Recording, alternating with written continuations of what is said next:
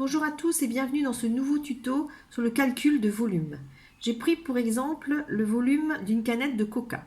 Alors, tout d'abord, il faut trouver la bonne formule. Alors, en cherchant la formule d'un cylindre, puisqu'une canette de coca est assimilée à un cylindre, j'ai trouvé le volume est égal à pi fois r carré fois h. V, c'est le volume. Pi, c'est un petit chiffre qui est équivalent à 3,14. R, c'est le rayon du cylindre.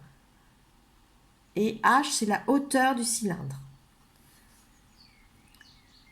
Je vous rappelle que pour calculer un volume, en fait, que ce soit un cylindre ou autre chose, le principe, c'est surface de base fois hauteur. Et là, on voit bien que la formule du cylindre respecte ce principe. Pourquoi ? Parce que surface de base, c'est pi fois r carré, c'est un cercle, fois la hauteur du cylindre. Ça peut être aussi l'épaisseur de la pièce. Alors j'en reviens à mon cylindre et je dois calculer en fait les mesures de ce cylindre, de cette canette. Alors pour ça, j'ai pris la canette de coca, j'ai calculé sa hauteur, j'ai trouvé à peu près 11,3.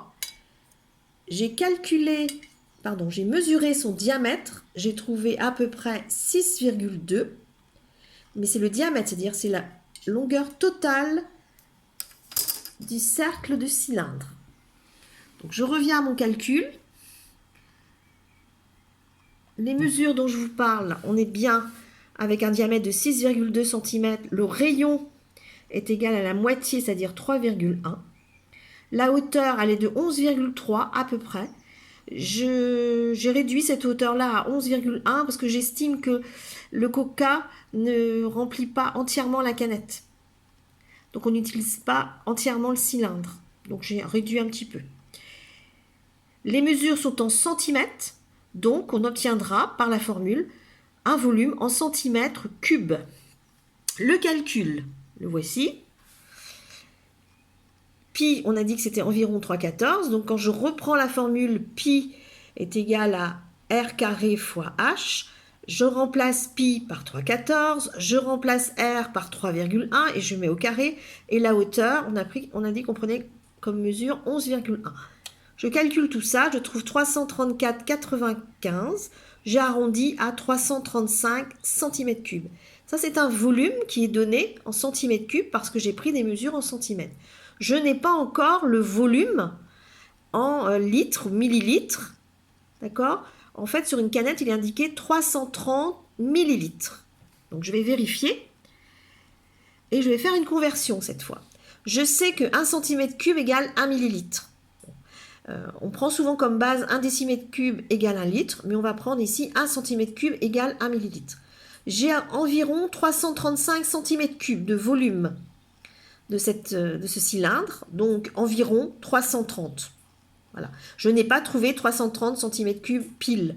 Et on sait que 330 millilitres, ça fait 33 centilitres. On sait que quand on boit ce genre de canette là, on boit en fait 33 centilitres de coca.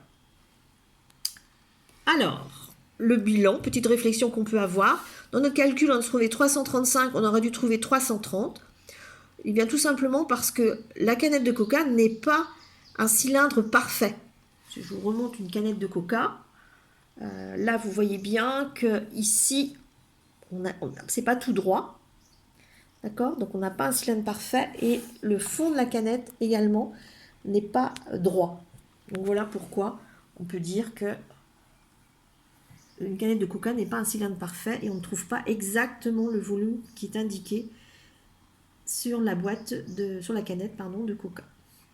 Voilà, j'espère que ça vous a aidé à vous rappeler comment on calcule le volume d'un cylindre. Cette vidéo est faite pour les personnes qui vont travailler sur le calcul de volume d'un cylindré. C'est une manière de vous rappeler comment on calcule un cylindre. Et à vous de jouer maintenant, à vous de calculer le cylindré d'une voiture. Bon courage, merci, au revoir.